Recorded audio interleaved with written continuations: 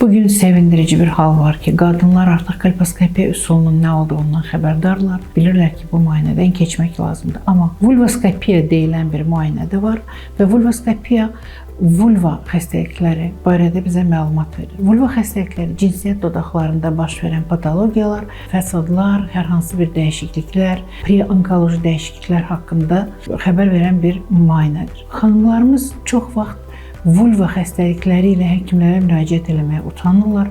Bunu sıradan bir şikayət kimi qəbul edirlər. Təbabətdən çox uzaq olan insanların məsləhəti ilə cürbəcür məhlullardan istifadə edirlər və düşünürlər ki, bu o qədər də təhlükəli bir problem deyil. Halbuki mütləq şəkildə əgər cinsiyyət dodaqlarında hər hansı bir artım, hər hansı bir dəyişiklik, ağrı, qaşınma, hətta sadə rəng dəyişikliyi hiss edirlərsə, mütləq ginekoloqa müraciət etməlidirlər və ginekoloqlar vulvoskopiya müayinəsini keçirməlidirlər.